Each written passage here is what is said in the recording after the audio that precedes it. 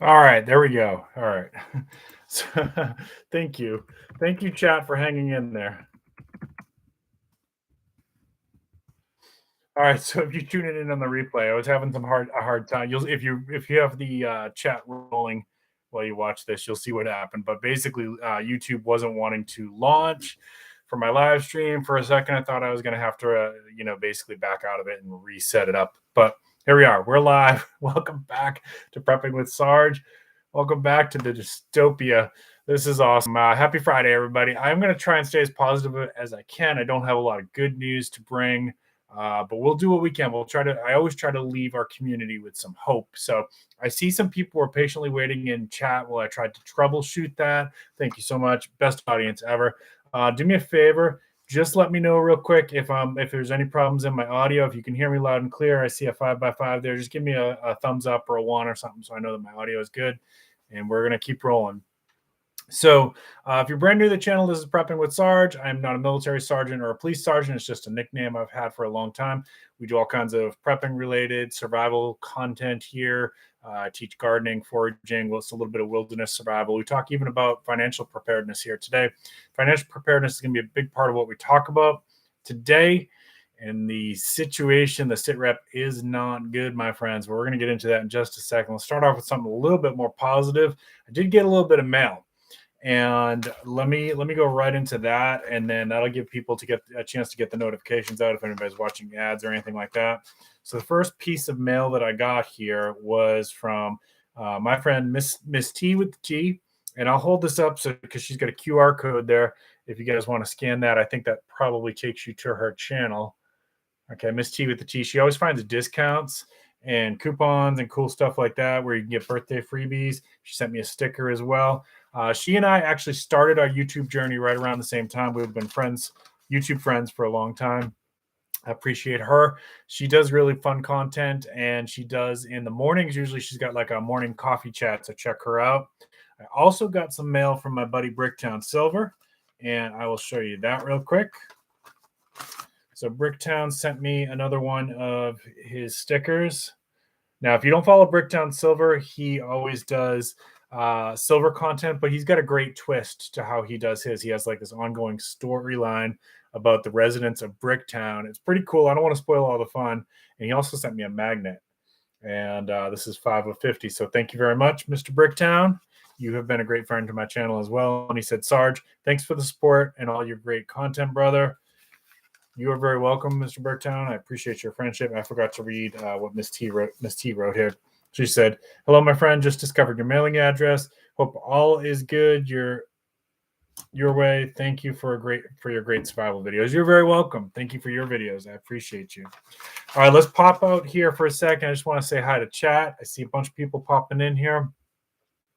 Scroll back up. Uncle, good to see you, buddy. Biggs Prep and Rita and Prepper Jack and Van City Prepper were all here early. Thank you so much. Really appreciate you all. Let's see who else we got. Trident Stacking, good to see you. Anybody that I missed? Not my crosshair. Thank you for joining us. Cold War Prepper, good to see you. How are things in Central Texas? All right. I think I got everybody so far. And Chrome Dome Omega, good to see you. All right. Yeah, good to see everybody. Thank you so much for giving up part of your Friday night with me. This is not going to be a super long stream because I've got a lot going on this weekend. If you stay to the end, we'll get into a little bit of casual chat and we'll kind of talk about some of that stuff. But let's get right into the content because I know some people have been clicking in for this and they just want to hear what we're going to talk about. So I try not to get too doom and gloom on this channel. I try not to be like fear porn. And I try not to get too political on this channel. Those are things that I really strive for. Tonight's gonna be a little hard to hit on all three of those. So the situation is pretty gloomy for the economy. Now, I'm maybe not the oldest person in chat. I'm not going to ask people to give their ages, but I'm old enough that I've lived through multiple recessions now.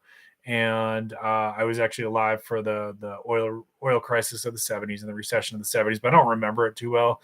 I was pretty young, and our parents, for me and my siblings, shielded us from the economic struggles. There were times where I found out later on that we were hurting for money, but they certainly didn't make us feel that. They did their best to make sure that we always had good Christmases and good birthdays and things like that. So I never really felt what was really going on. I found out later on that, they a lot of times they were using credit and things like that to make sure we had a good Christmas, which is a tough choice, not something I necessarily would recommend for families to do. But I appreciate that my family made sacrifices for us.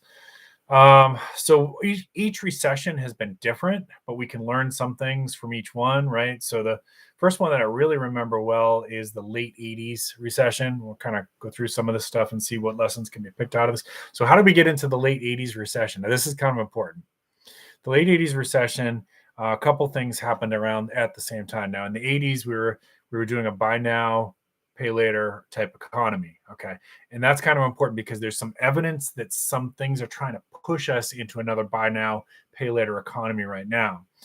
Like, for example, you're probably seeing on Amazon and other areas, like I see all kinds of advertisements for breaking into payments, like everybody's doing these payment things now, right? And if you go to buy something at the store, they'll do 0% financing, right? And all those things for 12 months. Well, if your payments extend beyond those 12 months, guess what? You're going to be into a pretty high APR, so you got to be careful about this. So in the 80s, it was very much a spend type economy. As somebody who grew up in there, and that was kind of like my preteens and that kind of stuff. It was a great time to be a kid. It really was. I mean, I really feel blessed. We didn't grow up with the internet, and so we had like Atari. I know some of you are all probably laughing at that. We had Atari, and I had an early computer and stuff like that. So we did play video games, but we also played outside a lot, and that was something that was a value that was raised in our household. I was lucky. I grew up in a fairly decent neighborhood, and there was other kids in the neighborhood, so we all had friends to play with. And we made up our own games. Sometimes we used toys, but a lot of times we used sticks and built forts in the woods. And you can see how like some of this stuff still plays out in my personality now when I like to go hiking in the woods and playing in the woods and things like that. Right? That's what I grew up with, and I loved it. And therefore, I learned to fall in love with playing in the woods, not being afraid of the woods. So anyways, there's a spend type economy. And then whenever you live on credit, there's a reckoning that comes after that, right? So that's what happened in the late 80s, 90s. And it's also the time that there was some tension going on with Kuwait and Iraq, and we got drawn into that. And that's when we had Operation Desert Shield, right? So coming out of that kind of stuff, that's when the tech boom was just starting, right? So the internet really was not mainstream yet. There was internet in the early 90s, but most people didn't have access to it or even know what it was, right? So as that started to gain some traction and people started talking about the internet and this gold mine that it was, everybody started building these .com businesses. Okay, this is the .com boom of the 90s that people talk about. And so money starts flowing in because there's so much growth potential all over the market. And that, when money's being spent by the big spenders, right? So I'm not a big spender. Like, I play in the stock market. I'm a hobbyist. I'm not a financial advisor, and anything I say on my channel cannot be construed as financial advice. It's for entertainment purposes only. But I know a few things, and I've done pretty well with the stock market.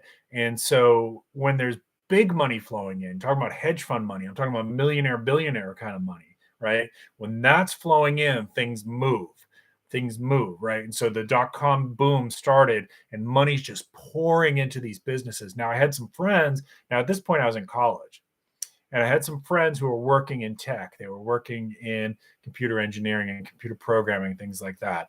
And so I know they worked in some of these companies, and man, it was a party. They took that money from investors and they threw themselves a party like you wouldn't believe the stuff they were doing. Friday nights, kegs rolling into the office, pizza for everybody, just crazy amounts of money, buildings being built, right?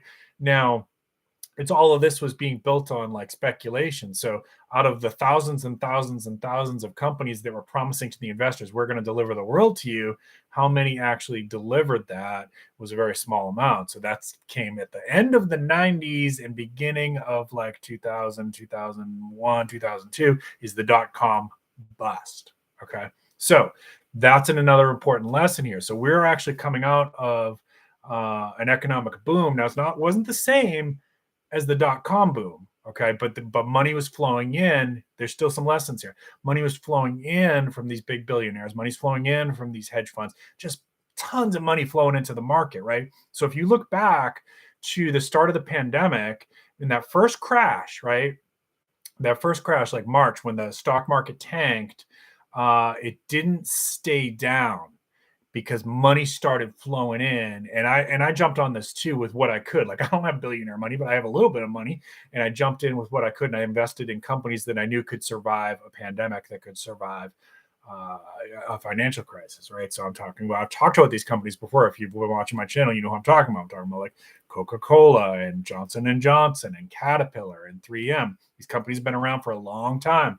They've survived a lot of recessions. So I said, that's where I'm putting my money, right?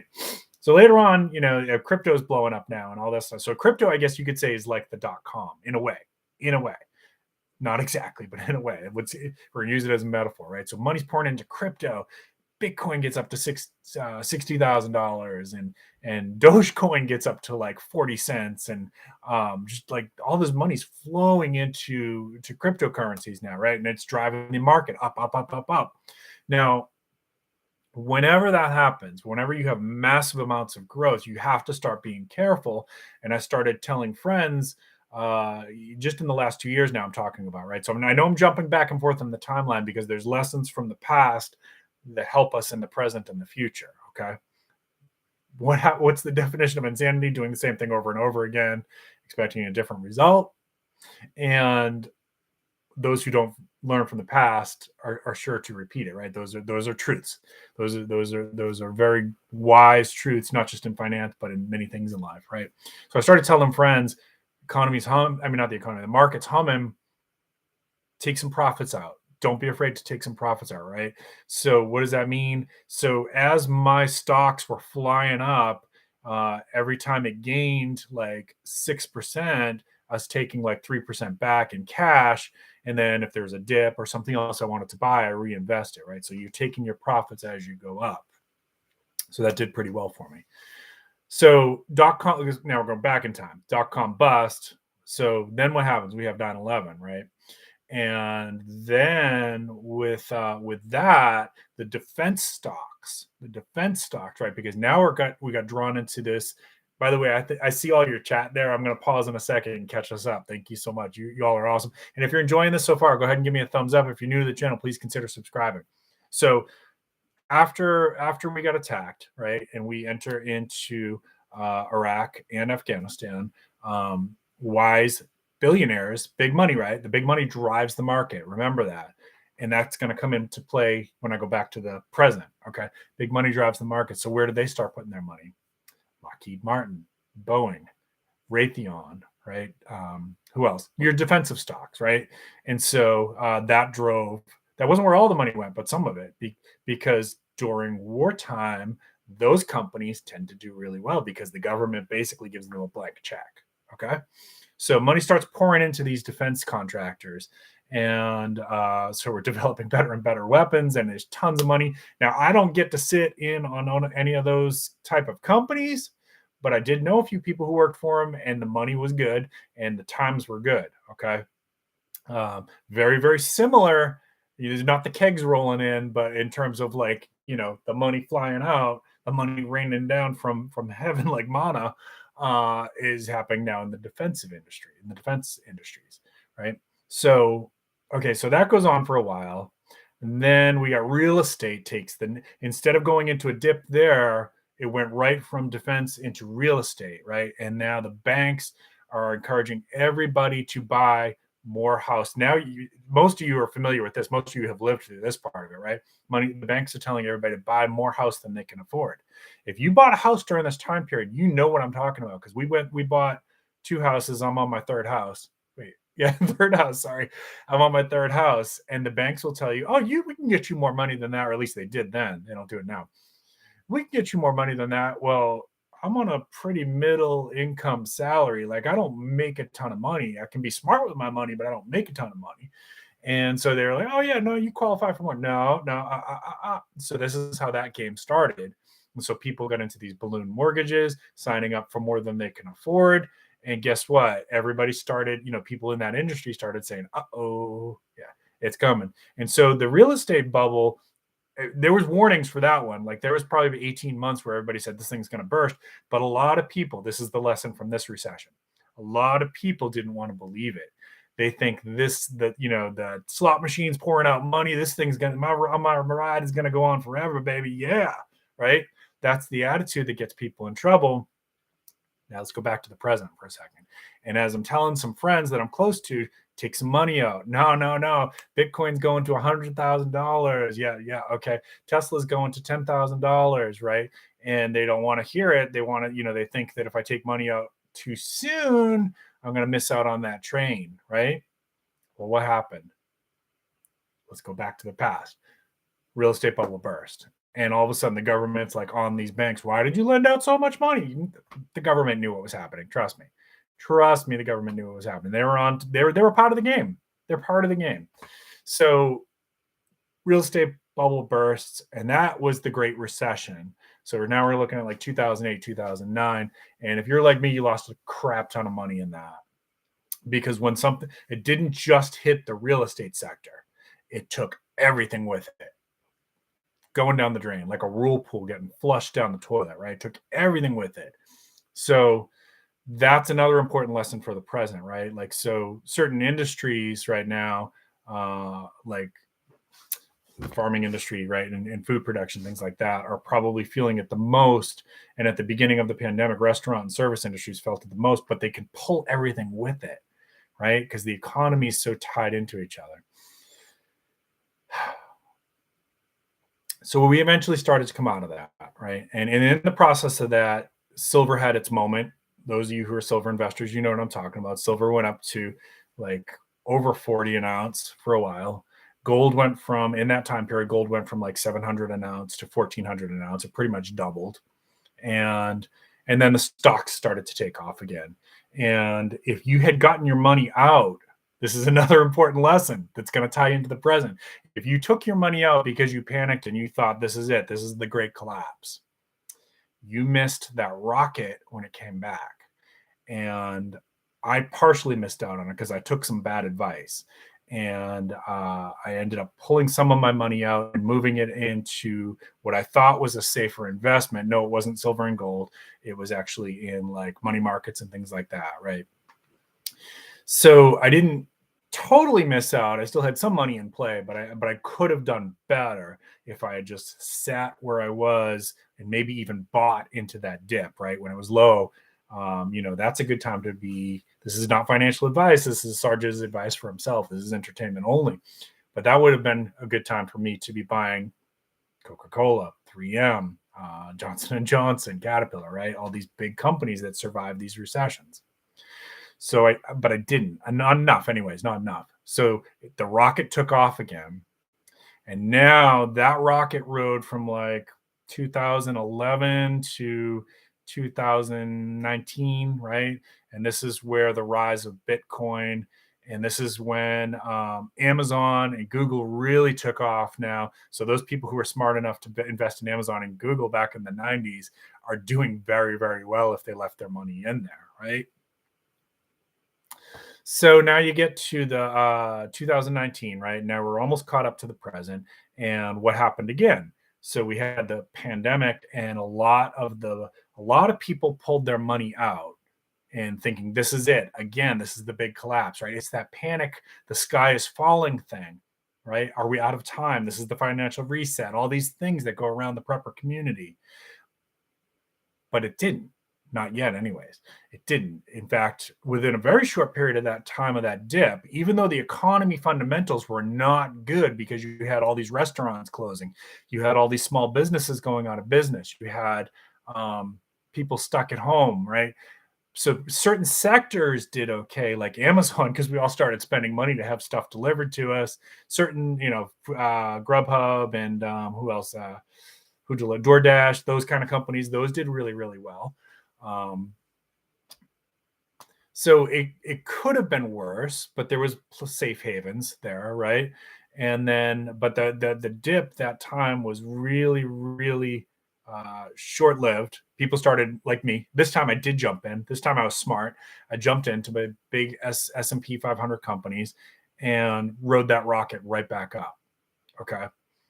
And this time I was also did my strategy a little bit different. Like I said, as money was going up, start taking it out, take your profits. That's what it's called, taking your profits. Nothing wrong with taking your profits. Yeah, you're going to take some capital gains tax, but what happens when it crashes if you didn't take your profits? Those of you who had Bitcoin when it was at $60,000 and you said, no, it's going to 100,000. How's it feel now? Not good, right? It stinks. It stinks. If you had taken a little bit of profit, you'd have some of that money pulled back and you could be buying, if you like Bitcoin. And I don't know if Bitcoin's dead or not. Like, my sense says no, but it's a risky investment. Even on a good day, it's a risky investment. All cryptos are risky on a good day, right? So, but if you like crypto, you could be now, if you had taken some of your money out when it was at 60,000 or 50,000 or even 40,000, now you'd be sitting on a nice chunk of money that you could be dumping back in, and say you really wanted to go back into crypto, you're getting it at a third of the cost. And let's say it has another run. Think about how much. Now, that's called timing the market. And a lot of people say don't time the market. And I would agree with that. Don't time the market. I'm not saying take all your money out. I'm saying take little bits of your profit when you can, right? And when it's dropping, you buy little bits more. You buy the dip. At least I do. That's the lessons that I learned from past recessions. So what kind of crap are we in now, folks? Well, let's get to that in a second, but let me catch up on your chat. I hope you all are enjoying this. And check the poll at the top. Vote in the poll, please. All right, I got to scroll back. Looks like a lot of good chat here. Wasatch Wizard, good to see you. All right. Okay, looks good, looks good. Just seeing if anybody new popped in here.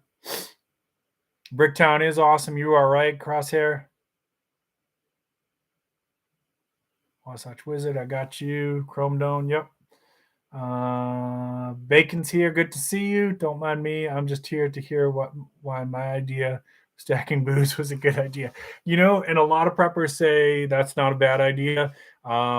If we hit a really bad scenario, vices are always going to be like you'd say, well, people wouldn't drink if there was a bad depression. Yeah, that's not true. Maybe we'll get to that, why that's not true in a little bit here.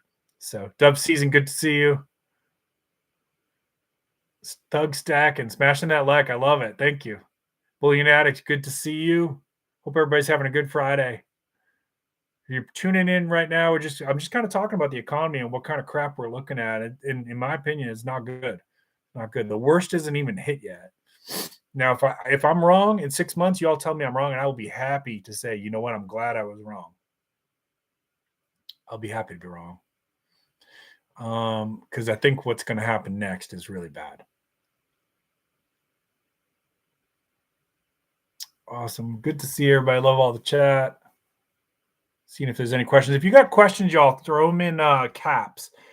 Just questions, though, so I can catch those. Fishy Fish, good to see you. Why do I keep buying high and selling low? Yeah, I mean, we all do it sometimes. We're trying to think, what did I buy recently? Well, this one's not recently, but y'all followed Jim Cramer, Mad Money. So a lot of people say that if you do the exact opposite of what Jim Cramer says, you'll do better. I don't know if that's true or not, but I bought Gilead. If y'all don't know who Gilead is a pharmaceutical company that makes a medication that's used to treat the thing that we just had in the pandemic. But the problem is I bought it on Jim Cramer's recommendations. And at that point, all the big money was already in it.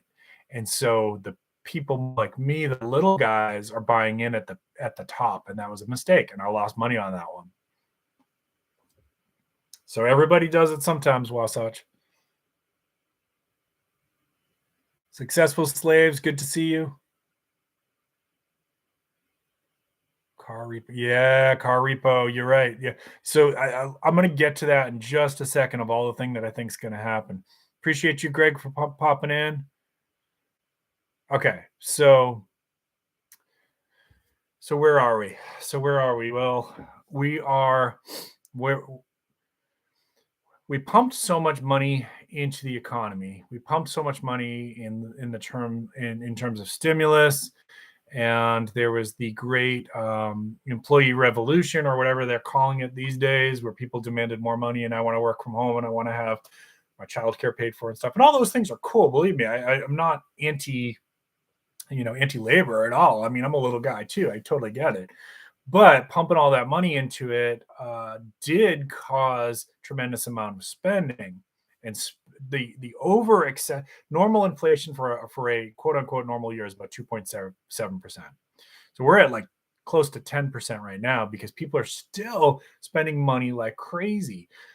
I don't get it, because my wife and I, we're middle class income, we're cutting back. I'm guessing that most of the people in the chat are already starting to cut back. So who's spending this money? Is it the hedge funds? Is it the billionaires? Is it the multimillionaires? I don't know who's spending money, but apparently people are spending money because the inflation keeps going up. So the only solution when there's this much inflation, because this is the worst they've seen in 40 years, right?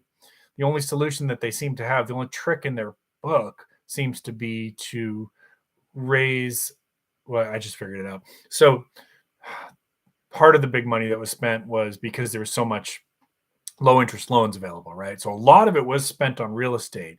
And I know this because I got people in the industry who've told me, like, there are corporations buying up tons and tons of land because it was so cheap. It was pennies on the dollar to buy chunks of land, and then you could sit on it, or you could sell it when the price goes up, or you could develop it and then charge people exorbitant amounts for rent or whatever. And that's where most of the spending was. Okay. So it's not you and I going to an extra concert. It's not you and I, buying an extra pocket knife. That's not doing it. It is these billionaires buying up chunks and chunks of land. Now that is just starting to slow down, just starting, right? Because, and what's the only play in the playbook is to increase the interest rates, right? So that it makes it more expensive to borrow money, and that will work, but there's consequences to that. Okay, so how long will it take to work is a question. But what's going to happen is as companies, so the housing industry alone, right, development alone, think about how all the people that feed off of that, right? Like, so construction, tools, the machines that clear the land, all the people that are employed by that, electric, plumbing, screws, nuts and bolts, there's tons and tons that feeds off of that. So as that slows down, it also is going to pull all those with them into the drain. Okay. And as companies start losing money, right? So they've got to play in their playbook too, which I'm going to talk about in a second. So as companies start losing money, what are they going to do? They're going to lay people off, because that's what happens in every recession. And that's where we're headed, right? So what the pretty talking heads on television are not telling you, like, oh, we got to keep jacking up these interest rates to stop inflation. They're not telling you what's going to happen after that. And that's layoffs. And that's where you all as preppers need to be thinking, right? Am I in a recession-proof job? And if I'm not, how much money am I banking back in case I get laid off, right? Think about it. How much food are you putting back in case there's layoffs, right? I'm not even talking about the food shortages, right? Which is, like, we've talked about that before. Like, is it real or not? There's certain elements that aren't real, right? Like, I know there was a shortage of feminine hygiene products. I know that there was a huge shortage of baby formula. So there was some shortages, but overall, like, most areas of the country, if you went into a grocery store, you can find food. Maybe you don't find the Cheez-Its that you wanted, or Cheetos or gummy bears or whatever. Maybe you don't find the brand that you wanted, but there was food, right? So that was a kind of over exaggerated, I think, by the prepper community, that, like, we haven't seen true food shortage in this country since probably World War II. You want to see true food shortage, go to some other parts of the world. You'll understand how lucky we have it. So I don't even know if we'll get to something like that. I personally don't see that happening soon. Could it happen eventually? Yeah, anything is possible. But I see layoffs coming.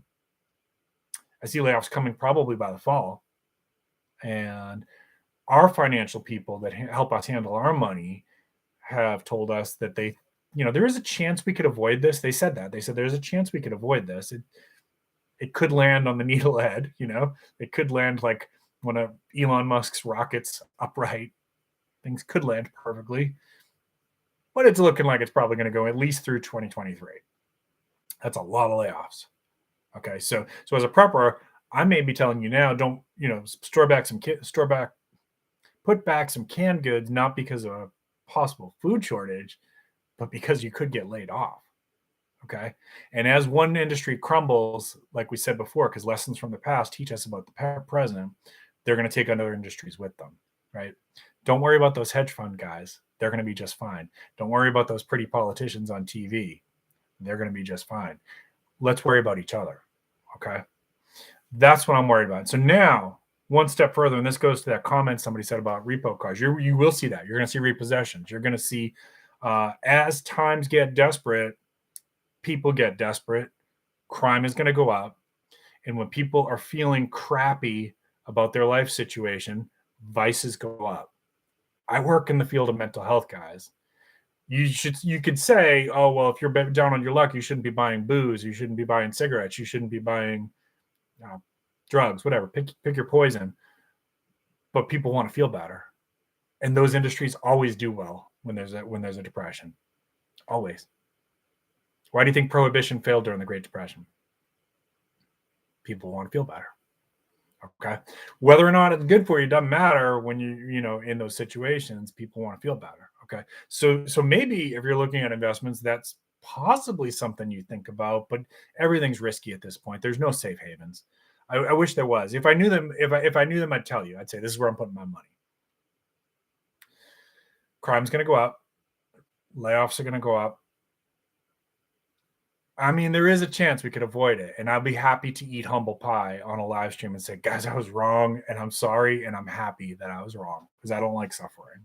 But my goal is not to scare you; it's to prepare you. Okay.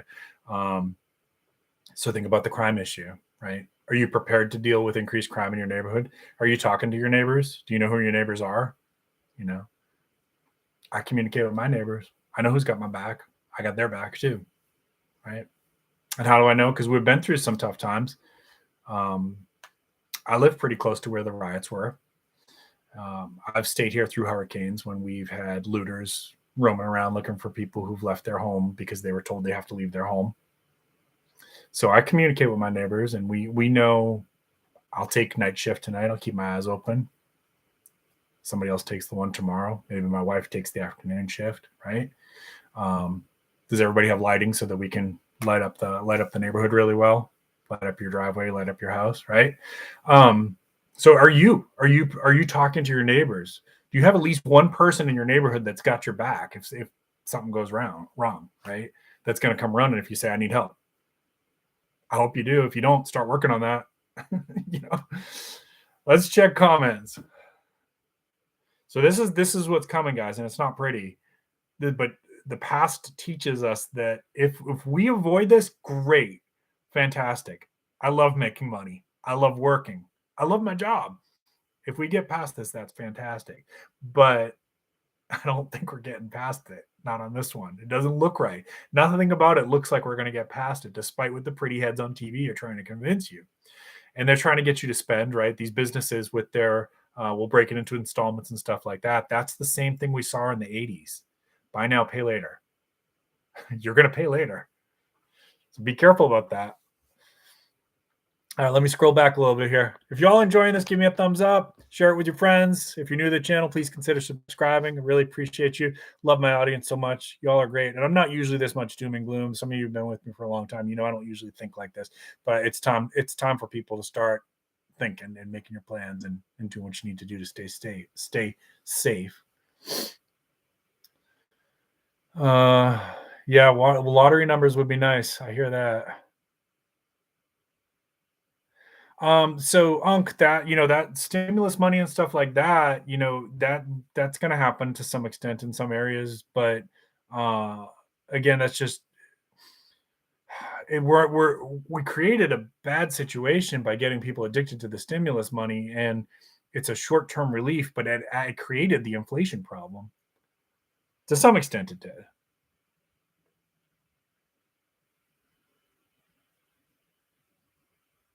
I I work in luxury optimization medicine. People who have money, yeah, the people who have money are going to be just fine. They won't even feel this, and they don't live in a neighborhood that's going to get any trouble. They live in gated communities with security guards and things like that.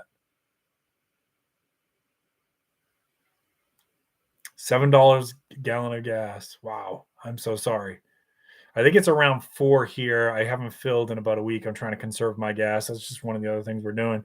So I think the last time I filled it was around 4. You're right. The Feds don't have an answer. The only play that they seem to have in their playbook is to increase interest rates. Piffs, good to see you, brother. Hope you're doing well.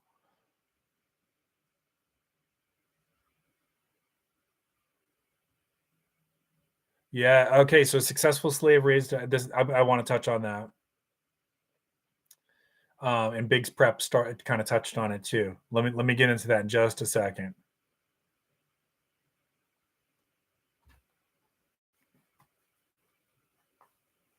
Soft landing. Yeah, soft landing would be nice. I hope so. I really do. I pray for it.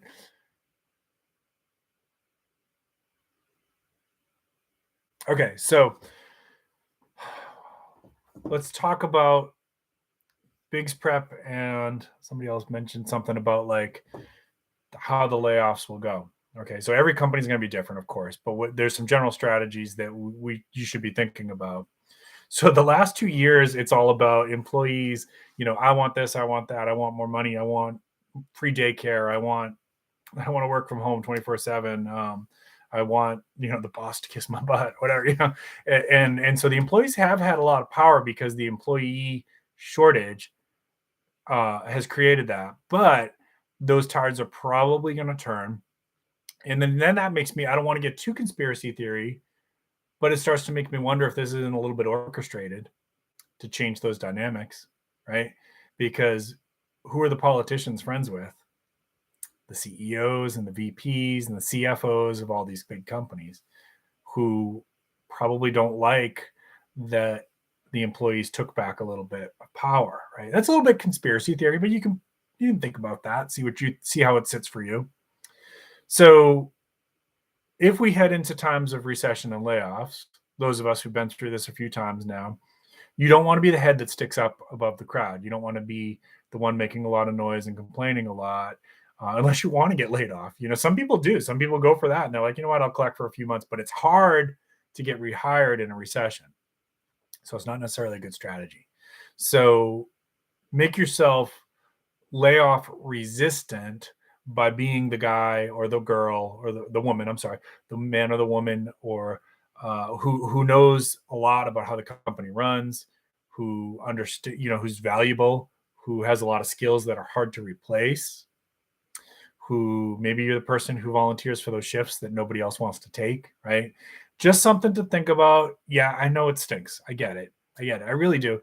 But having been through this a few times, I've seen when layoffs happen, they go after the troublemakers first. Usually not troublemakers, but people who make it hard for the boss, right? They're not really troublemakers. They want good pay and stuff like that. But they'll get targeted first, especially if they're outliers and people aren't backing them up, or there's not a union or something like that. So just be aware of it. Okay, you do whatever you want. This is just, we're just talking here. We're just friends.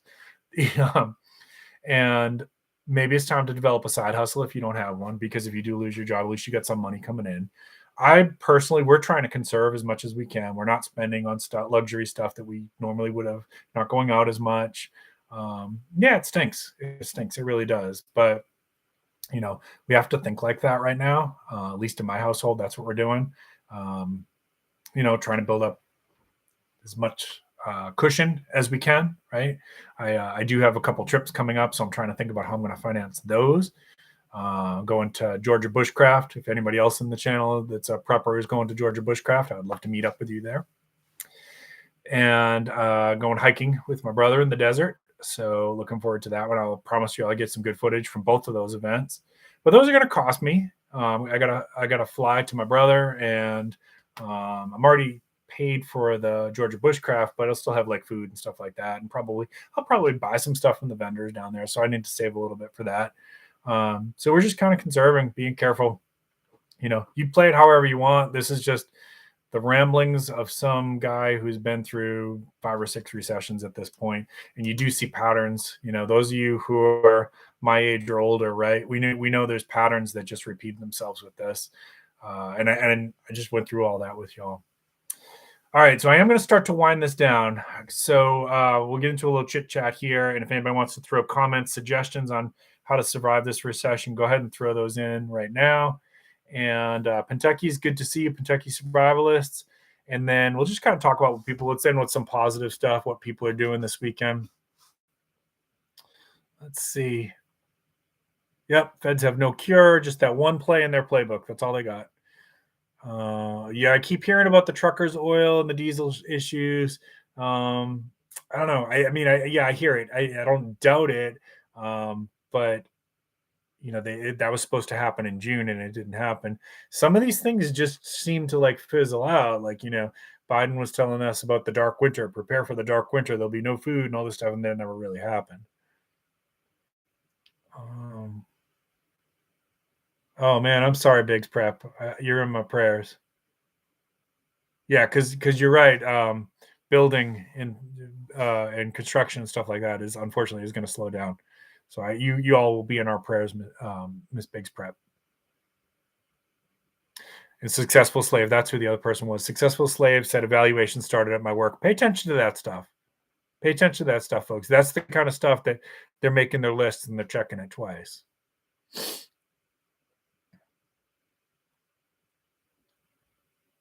Crosshair, I got you. And recession-proof jobs, hard to say, right? I think that there's going to be a lot of demand for law enforcement. I think there's going to be a lot of demand for corrections.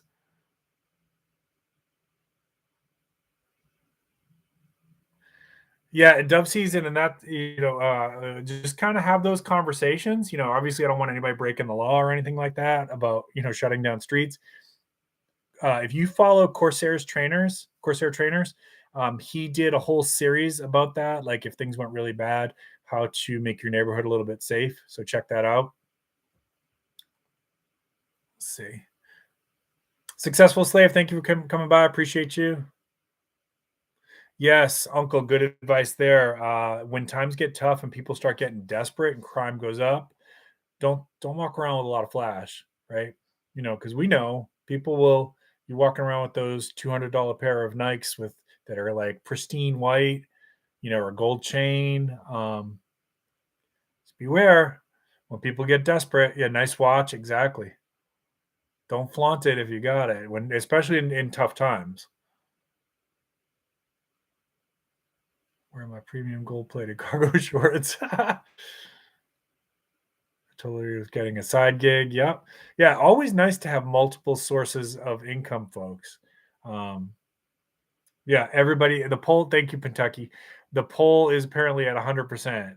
Everybody says we are either already in or headed towards a recession. Now, the official definition of a recession is what? Two consecutive quarters of negative growth.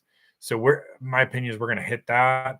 But it feels like a recession already. So whatever definition you want to use, it's fine, but it feels like we're already in it.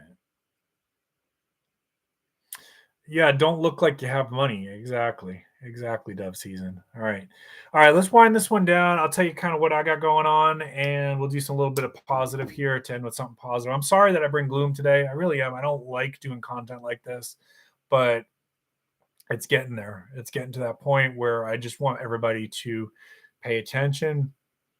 Make your preps for the recession that I think is coming. Okay, it's not the Great Reset in my opinion. I could be wrong about that too, but I don't think it's that. I don't think we're going into a complete economic collapse like Argentina or any of those countries that had a complete economic collapse. I don't think that's happening, but I think we're going into a doozy of a recession, and it's gonna hurt.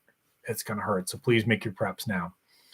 All right, ending with some positive stuff. So what do I got going on here? And if you've got something cool going on, drop it in the comments right now. If you want to shout out a video you got coming up this weekend or next week, go ahead and drop it in the comments. As always, I recommend you go check out my friend Bacon's channel. He's on the West Coast, so he goes on later on tonight. I promise you, he'll make you laugh. Bring yourself a drink, bring a good sense of humor, keep an open mind, and you'll have a good time.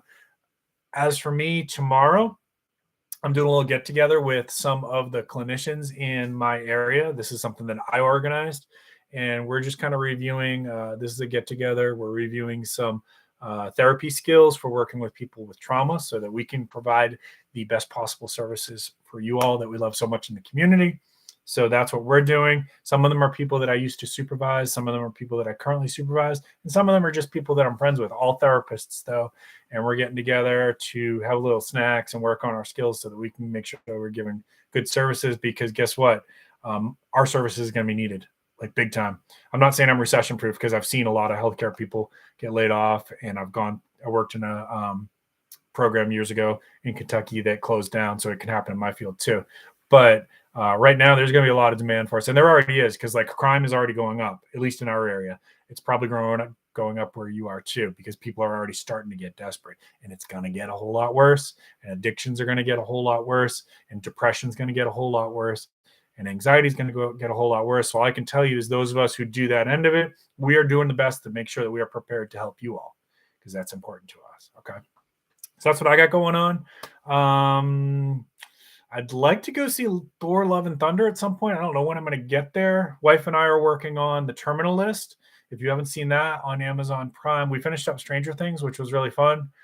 Terminal List has got Chris Pratt, and it's not exactly like, if you've seen the trailers, it's not exactly like what it looks like in the trailers. It's not just like this action movie. It's actually a little bit, there's a lot more depth to it. He is a Navy SEAL with PTSD and head trauma. And the first 2 episodes are really going to have you like questioning, because like he has his account of of something that happened. I don't want to spoil too much. Something that happened, and then other people say, no, that's not what happened. So like you're really kind of questioning things, and it's very tense. Episode 4 gets really gory, just to warn you if you don't like that kind of stuff.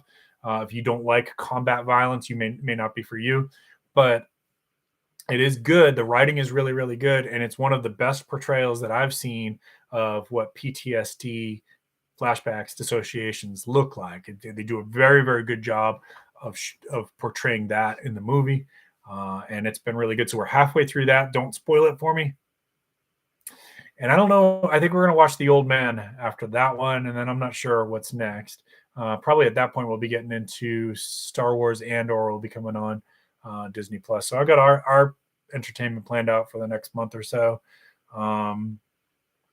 Yeah, it's really hot here in South Carolina, so my hiking's pretty limited until it cools down. This happens every summer. Like it's over 95 degrees every day, and it's very, very sticky, very, very humid. So it's hard to cool off. Even doing yard work is really hard right now. So you'll probably see a little bit less filming outdoor stuff until September, but I'll do what I can. If it's a decent enough day, I'll try to get some footage out there for you, because I know people like that outdoor footage. All right, let's check chat one more time. Let's check comments one more time, and then we're gonna call it a night. Let's see.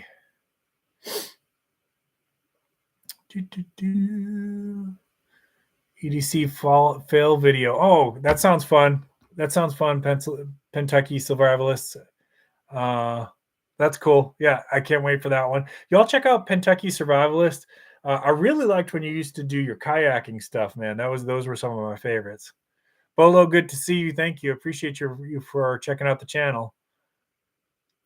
Dove season's working, picking up 1/3 of a cow. Good for you. That's smart. Prepping ahead on your proteins. I love it. Let's see. Umbrella Academy. People keep recommending that one to me. Cold War Prepper. I'm going to have to check that out. People keep telling me I'd like that one.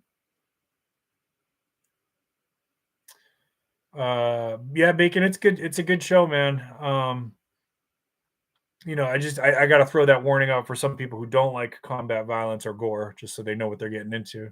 114 Dove season. Oh. Timer going off. Got to go take care of the canner. All right, Rita. Thank you so much. 9-mile trip. Good for you. Oh, you didn't take any footage. Oh. All right, folks. I'm going to start to wind it up. The last thing, I always end with a positive message for you all. So a couple things. Number one, I really appreciate this audience. Thank you, everybody, for giving up part of your Friday to hang out with us. I hope that my content was useful for you. I hope that it was helpful. Again, if you haven't already done so, please consider giving me a thumbs up, share it out with your friends, throw it up on Twitter, whatever you want to do. I really appreciate that. We're trying to grow, trying to get to 3,000. I've got my numbers hidden right now. I'm going to talk about that at the end of the month, why I did that. Somebody asked me, did you lose subscribers? No, I haven't lost any subscribers. I was just doing an experiment. I'll talk about that down the road. So couple things. Make sure you get outside if you can, if it's not ridiculously hot. Call your parents, right? Life is too short. You never know when you're going to get that last day with them. And you may not even get it. You may say, I'll call my parent tomorrow. And then you find out you didn't get that last chance. So call your parents, tell them you love them. If there's somebody out there that you're holding a grudge against and it's within you to grant forgiveness, consider granting forgiveness, giving some grace. You don't have to let them back in your life if they're bad for you. I totally understand that. But when you forgive somebody, you're actually taking the weight off your shoulders too. And it's something that it's burdening you more than anything. So when you grant forgiveness, you're just saying, I'm not carrying this anymore. It's not mine. I'm not going to let you have that control over my thoughts, right? So consider that. And by giving them grace, you also give them a chance to grow. Okay. So consider that. Keep planting your seeds, keep stacking your silver. This is Prepping with Sarge. I love y'all. Have a great weekend.